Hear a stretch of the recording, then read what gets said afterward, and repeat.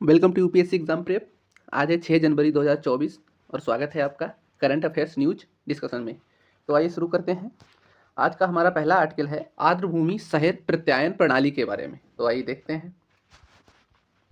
अभी हाल ही में पर्यावरण, वन और जलवायु परिवर्तन मंत्रालय ने आर्द्रभूमि पर रामसर कन्वेंशन के तहत इंदौर, ये जो मध्य प्रदेश का शहर है, भोपाल ये भी मध्य प्रदेश में है, उदयपुर ये राजस्थान का है, और आर्द्रभूमि शहर प्रत्यायन के लिए भारत के 3 नामांकन शहरों को प्रस्तुत किए गए हैं। तो देख लेते हैं आर्द्रभूमि शहर प्रत्यायन के बारे में। तो ये रामसर कन्वेंशन ने वर्ष 2015 में आयोजित कोप 12 यानी जो कॉन्फ्रेंस ऑफ पार्टीज की मीटिंग जो होती है हर साल, तो कोप 12 के दौरान एक स्वैच्छिक आर्द्रभूमि शहर प्रत्यायन प्रणाली को मंजूरी दी है।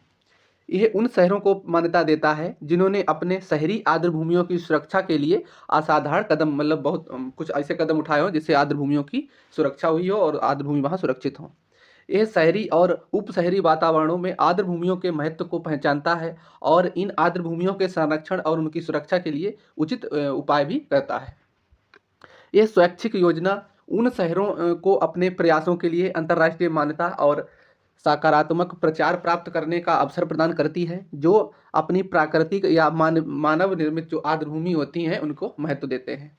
इस योजना का उद्देश्य शहरी और उप शहरी आर्द्रभूमियों के संरक्षण और उनके बुद्धिमान पूर्व उपयोग को बढ़ावा देना, साथ ही स्थानीय आबादी के लिए स्थायी सामाजिक और आर्थिक लाभ पहुंचाना है। औपचारिक रूप से मान्यता प्राप्त होने के लिए एक उम्मीदवार को आर्द्रभूमि पर रामसर कन्वेंशन के जो WCA के लिए परिचालन ये मार्गदर्शन में उल्लिखित 6 अंतर्राष्ट्रीय मानदंडों में से प्रत्येक को लागू करने के लिए उपयोग किए जाने वाले मानकों को पूरा करना चाहिए। रामसर कॉप 13 के बाद से 17 देशों के 43 शहरों को आधिकारिक तौर पर आर्द्रभूमि शहर के रूप में मान्यता दे चुका है। मतलब 3 नामांकित शहरों में शामिल हैं। तो इसमें इंदौर ये होलकरों द्वारा स्थापित यहाँ पर शहर के सिरपुर झील ये रामसर स्थल है, जिसे जल पक्षी समागम के लिए एक महत्वपूर्ण स्थल के रूप में मान्यता दी गई है और इसे पक्षी अभ्यारण्य के रूप में भी विकसित किया जा रहा है। आर्द्रभूमि का एक मजबूत नेटवर्क पक्षी संरक्षण और सारस क्रेन की सुरक्षा के लिए एक स्थानीय समुदाय को जागरूक करने में लगा हुआ है। दूसरा है भोपाल। तो भोपाल शहर जो है, ये शहर की जीवन रेखा भोज आर्द्रभूमि रामसर स्थल है, मतलब भोज आर्द्रभूमि है यहाँ पर, जो विश्व स्तरीय आर्द्रभूमि व्याख्या केंद्र जल तरंग से सुसज्जित है। इसके अतिरिक्त भोपाल नगर निगम के पास एक समर्पित झील संरक्षण कक्ष भी है। अब देखते हैं उदयपुर के बारे में। ये उदयपुर में स्थित 5 शहर प्रमुख आर्द्रभूमियों, इसमें पिछोला, फतेह सागर, रंग सागर, स्वरूप सागर और दूध तलाई से घिरा हुआ है। ये आर्द्रभूमियाँ शहर की संस्कृति और पहचान के लिए विभिन्न अंग हैं। शहर की सूक्ष्म जलवायु को बनाए रखने में ये मदद करती हैं और चरम घटनाओं में सुरक्षा प्रदान करती हैं। हमारा अगला आर्टिकल है बहुभुज चतुर्भुजनम के बारे में। तो अभी एक ये पौधे की नई प्रजाति महाराष्ट्र में वैज्ञानिकों ने इसकी खोज की है। हाल ही में एक सर्वेक्षण के दौरान महाराष्ट्र के पेंच, जो महाराष्ट्र में पेंच जो बाघ अभ्यारण्य है, ये पेंच बाघ अभ्यारण्य है, ये महाराष्ट्र और मध्य प्रदेश के मतलब बॉर्डर पे है। तो इसलिए कुछ हिस्सा पेंच का महाराष्ट्र में भी है और कुछ हिस्सा इसका इधर है मध्य प्रदेश में, इसलिए ये महाराष्ट्र में भी है मध्य प्रदेश में भी है, तो इसलिए कन्फ्यूज नहीं होना।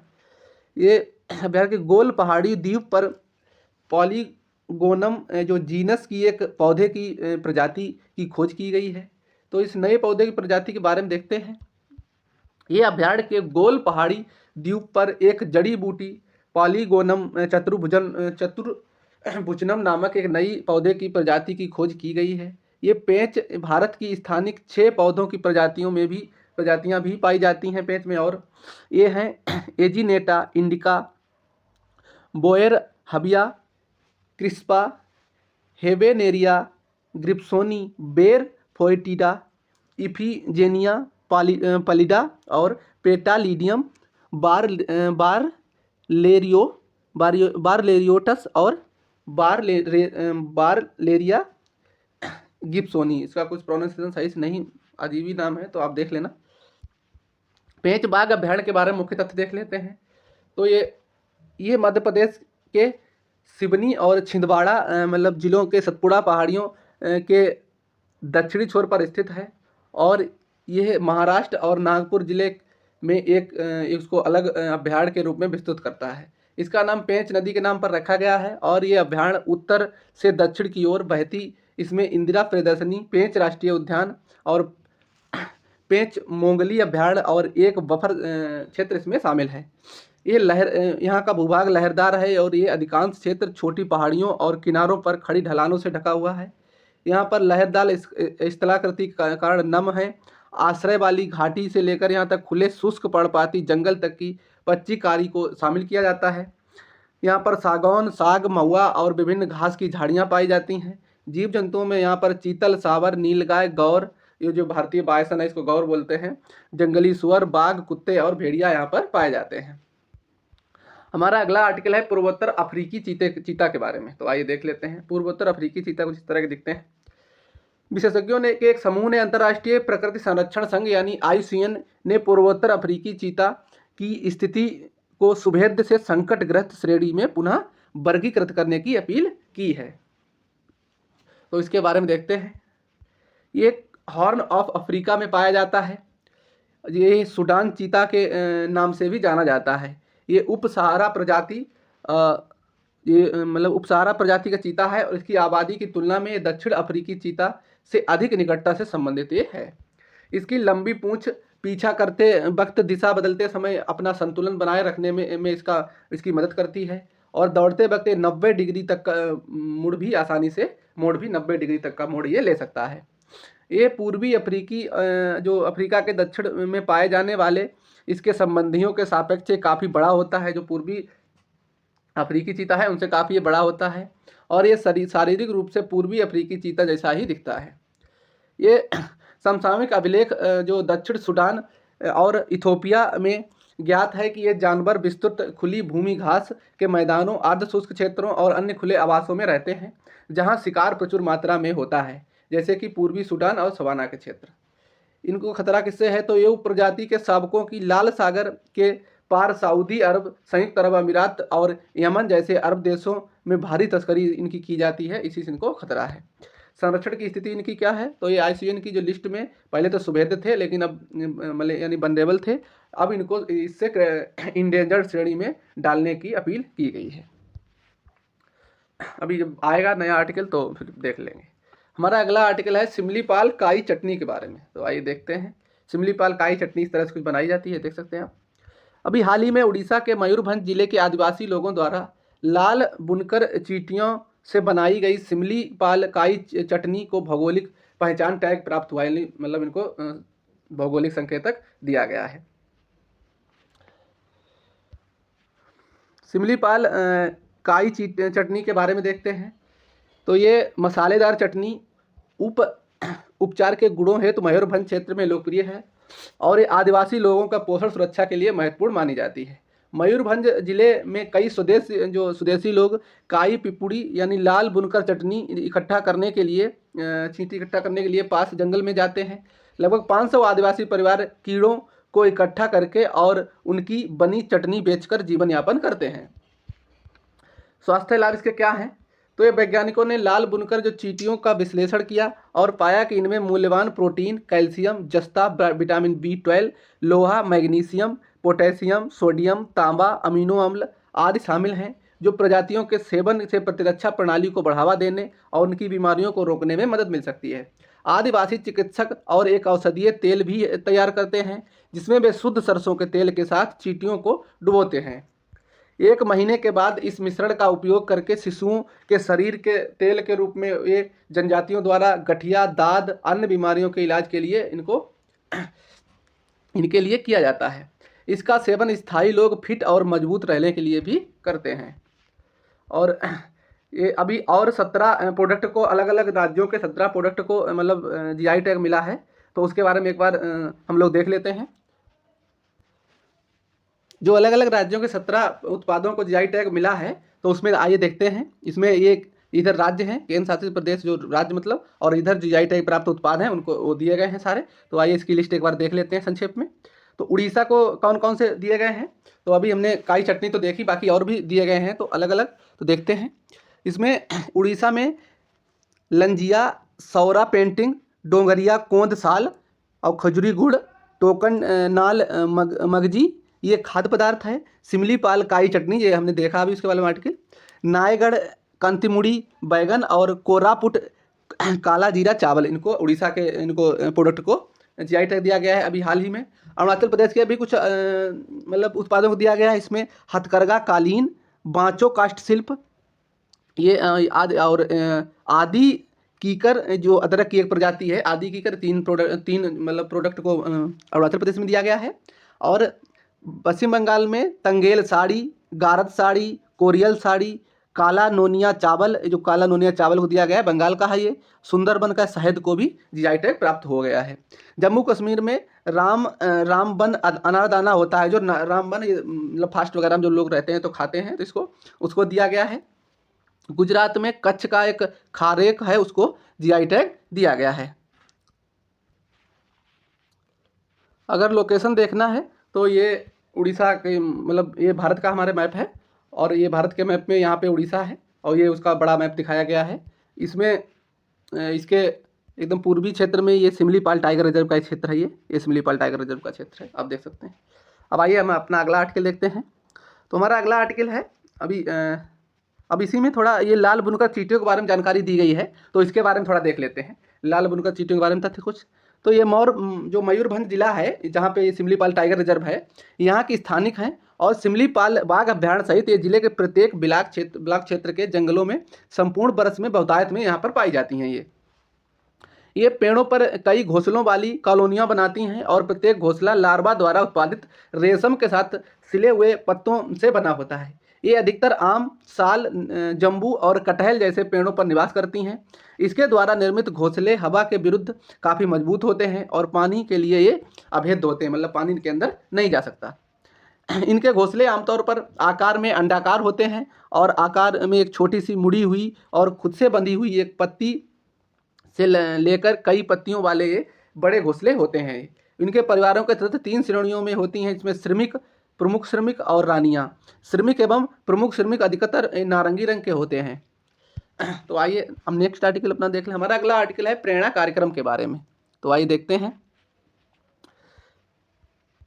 अभी हाल ही में शिक्षा मंत्रालय ने स्कूली शिक्षा और साक्षरता विभाग ने प्रेरणा नामक एक अनुभवनात्मक जो शिक्षण कार्यक्रम लॉन्च किया है, तो इसके बारे में देखते हैं।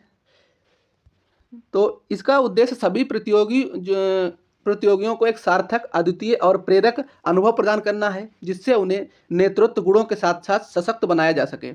ये भारतीय शिक्षा प्रणाली के सिद्धांतों और मूल्यों पर आधारित शिक्षा के दर्शन को एकीकृत करने के लिए मजबूत प्रतिबद्धता से प्रेरित है, जो राष्ट्रीय शिक्षा नीति 2020 की आधारशिला है।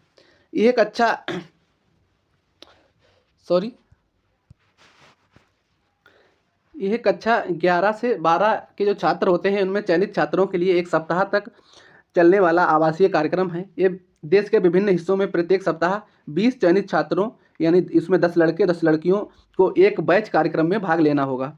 ये भारत में सबसे पुराने जीवित शहरों में से एक है। इसमें बाड़नगर जिला, ये मेहसाणा गुजरात में 1888 में स्थापित बर्नाक्यूलर स्कूल से चलेगा।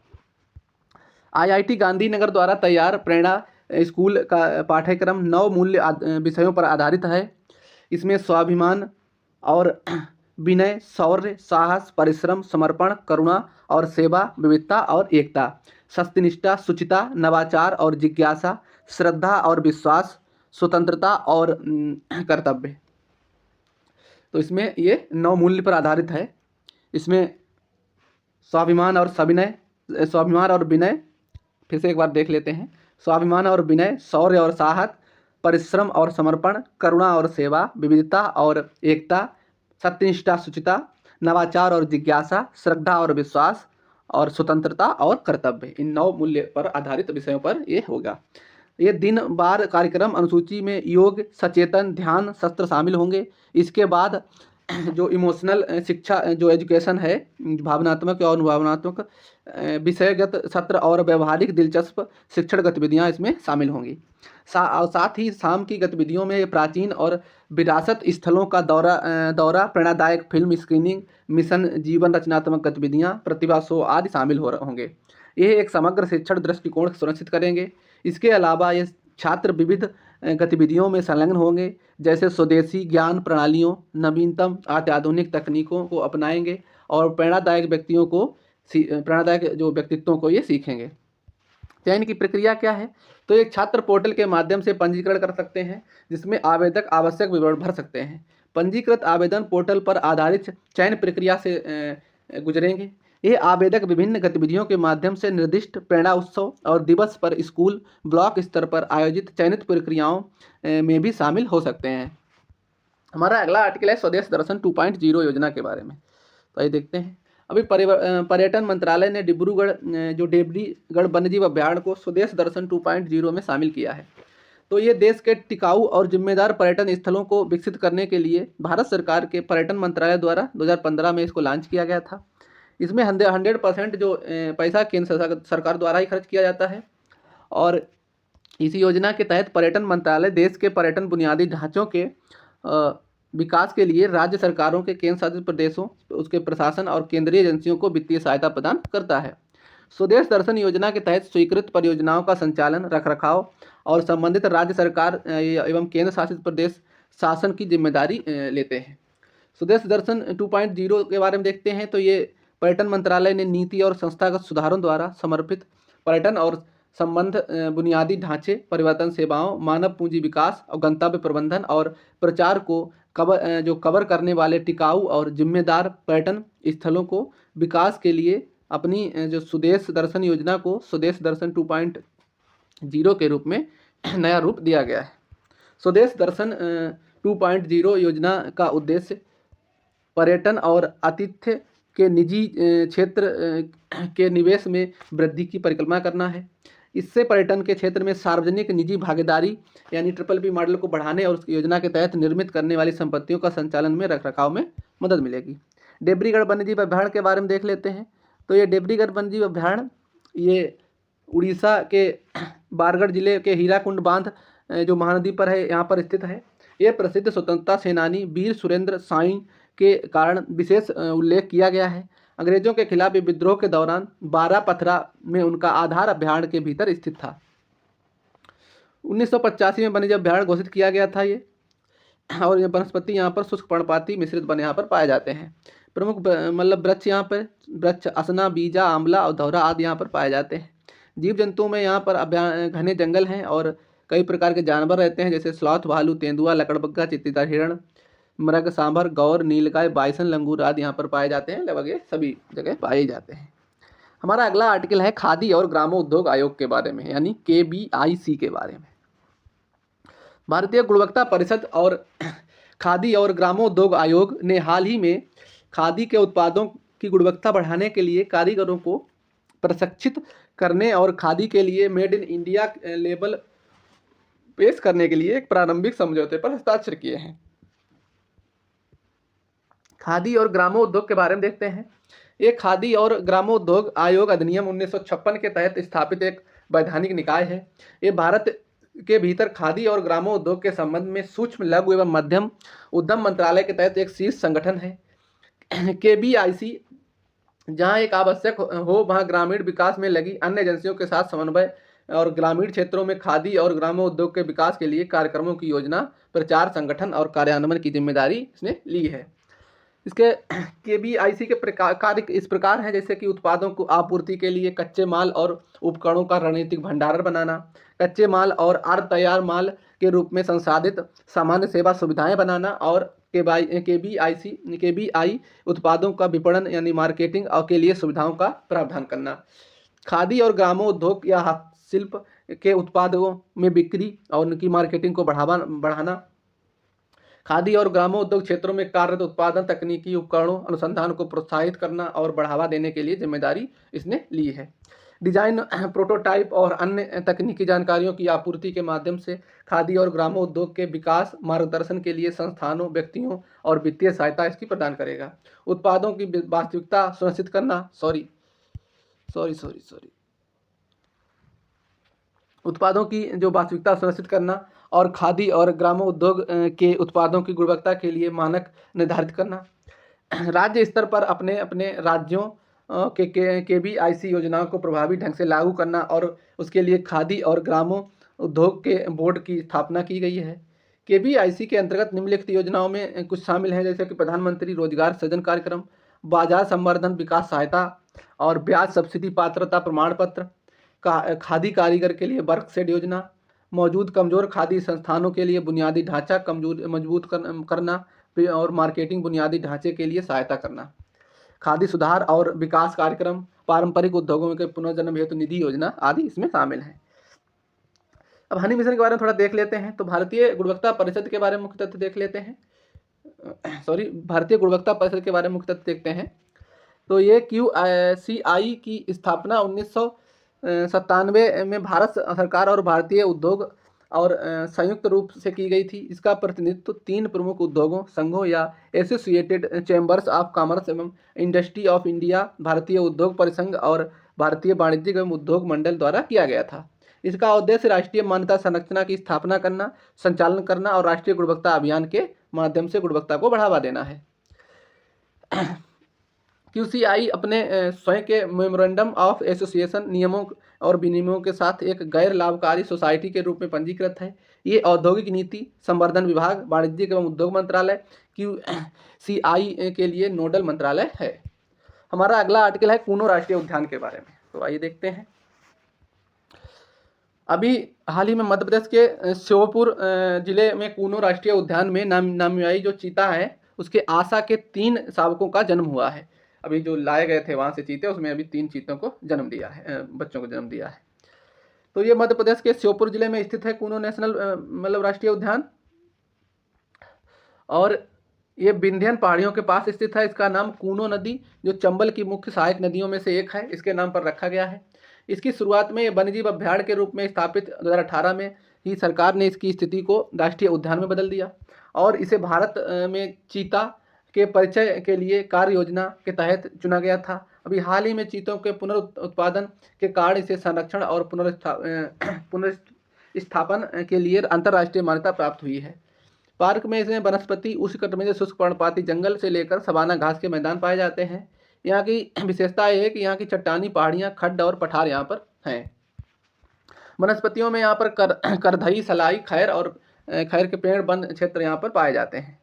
जीव जंतुओं में यहाँ पर वही जंगल और संरक्षित क्षेत्र में जंगली बिल्ली, भारतीय तेंदुआ, भालू, भारतीय भेड़िया, धारीदार लकड़बग्गा, सुनहरा सियार, बंगाल लोमड़ी, ढोल के साथ साथ 120 से अधिक यहाँ पर पक्षियों की प्रजातियाँ पाई जाती हैं। एशियाई शेरों की आबादी के लिए भी जाना जाता है, जिन्हें इस प्रजाति की दूसरी आबादी स्थापित करने का संरक्षण प्रयास के हिस्से के रूप में 2021 से गुजरात के गिर राष्ट्रीय उद्यान से स्थानांतरित किया गया था।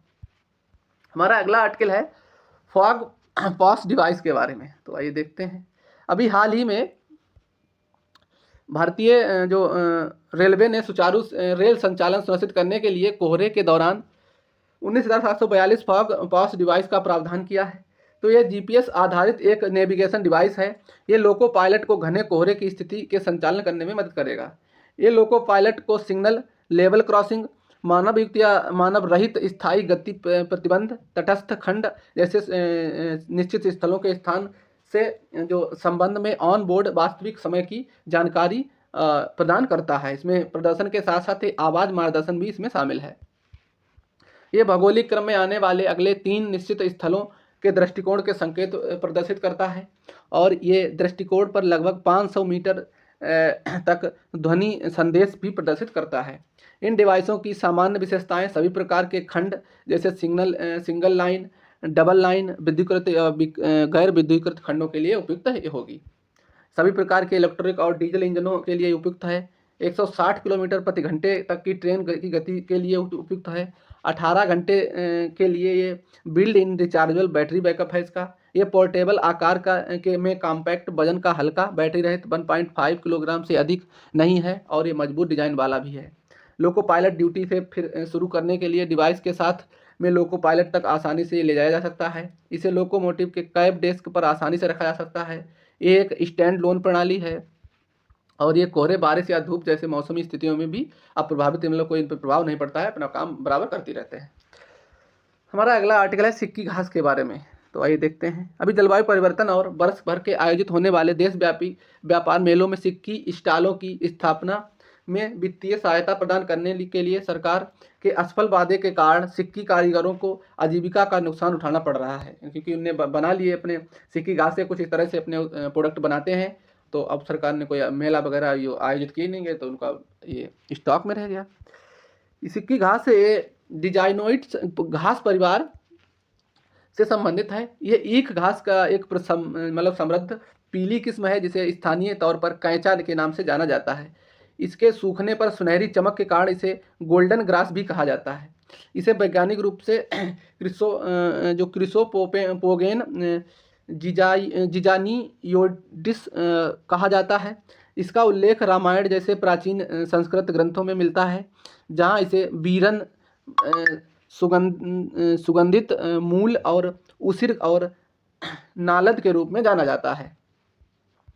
यह घास उत्तर प्रदेश और बिहार के तराई क्षेत्रों के स्वदेशी रूप से उगती है और इसे औसत ऊंचाई इसकी 3 से 4 फीट होती है।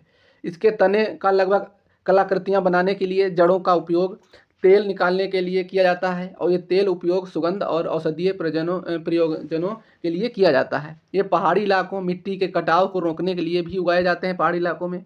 इसको 2018 में भौगोलिक पहचान यानी भौगोलिक संकेतक भी मिला हुआ है सिक्की घास को। ये हस्तकला के लिए अधिक उपयोग में जाना जाता है। उपयोग के लिए इसके लिए प्राचीन काल में ये कई लोगों के लिए आजीविका के स्रोत भी रहा है। इसका उपयोग पारंपरिक वस्तुएं जैसे कि बहुउद्देशीय टोकरियां, आभूषण, सजावटी सामान और कई अन्य वस्तुएं से बनाई जाती हैं, जिन्हें अभी ग्रामीण भारत में मूल्यवान माना जाता है। चुनौतियां क्या हैं? तो सिक्की कारीगरों को वर्तमान में जिन गंभीर चुनौतियों को सामना करना पड़ रहा है, उसमें से एक जलवायु परिवर्तन का प्रभाव है, जिसमें घास की गुणवत्ता प्रभावित हो रही है। तापमान में लगातार बढ़ोतरी के कारण ये घास गुणवत्ता में गिरावट हो रही है, जिसका प्रभाव घास की कोमलता पर पड़ रहा है। भंगुर घास के अतिरिक्त प्रसंस्करण समय की आवश्यकता होती है, और ये टोकरियों व अन्य कलाकृतियों को बनाने के लिए उपयुक्त नहीं है। आज के हमारे सारे आर्टिकल फिनिश हो गए। वीडियो को एंड करते हैं। थैंक यू, धन्यवाद।